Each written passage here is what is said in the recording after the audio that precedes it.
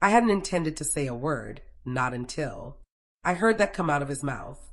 We were standing in the bare living room of the apartment. White walls, minimalist lines, a city view, sharp enough to slice through pretense. The foreign owner, a tall German man, spoke quietly to my husband in his native tongue. He offered me that polite stranger smile. I returned it, soft, harmless, the smile of a woman who seems oblivious.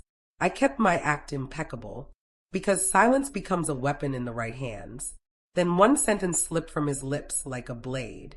She doesn't realize the money in this apartment will be yours once her divorce is finalized. I went still.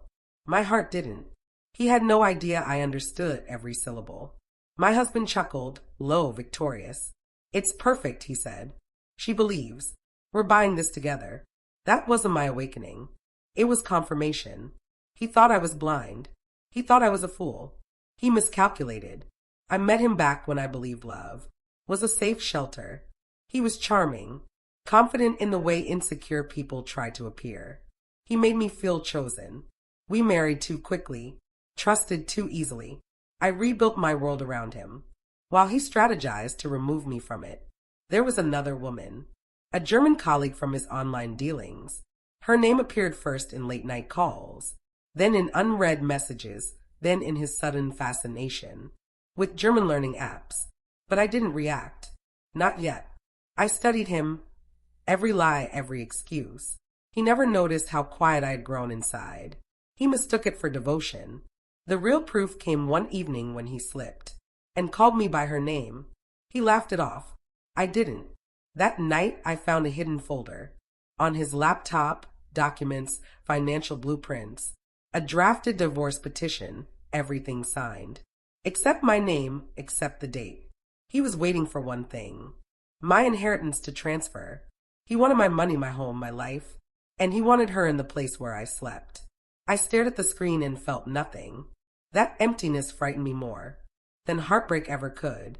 He believed I was still the woman who loved him, but I had already buried her. Someone colder took her place.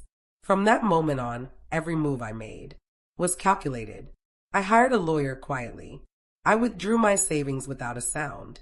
I transferred my property into my brother's name. Permanently, I traced every payment and every secret exchange. And then I waited, pretending, smiling, cooking dinner, for a man who no longer existed to me. His betrayal was an education. My revenge would be art. When he suggested viewing that apartment, I agreed immediately. I wanted him to believe he was winning. The German owner had no clue. He was speaking in front of a woman, fluent in his language. My mother taught me since childhood, but no one ever asked and I never offered. In that apartment, I silently rehearsed the lines I'd soon deliver. My husband stood beside me, selling our future that was built from the bones of my past. He didn't realize the collapse had already started. Half his accounts frozen, his hidden investments flagged, his divorce petition intercepted. He had nothing. He just didn't know it yet. He wrapped an arm around me, fake affection sweetening his venom. What do you think, love? Our new home? I looked at him, truly looked. Smug, oblivious, the kind of man who confuses luck for intelligence. Then I turned to the owner and spoke, in smooth, flawless German. My husband doesn't have a cent of the money he promised you. He won't be purchasing anything, and he won't be divorcing me. I already divorced him last week. Both men stared at me, as if I'd transformed into something mythical. My husband's face drained first.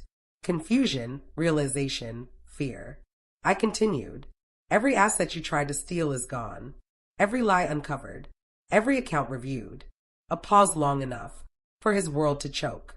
The German owner nodded, already dialing his lawyer. My husband reached for me. Please wait. I stepped back. You should call your girlfriend. I whispered. Tell her the apartment your new wife expected me to pay for has vanished. He crumbled right there. No shouting, no violence, just ruin. And I watched calmly, like someone observing a scene they've witnessed rehearsed 1,000 times. I left him in that empty apartment, a perfect symbol of what remained of his life. Outside, The city felt different, sharper, honest. I didn't look back. People say revenge is bitter. Mine tasted like clarity. He thought I was the one, being replaced. But in the end, he was the one who no longer mattered.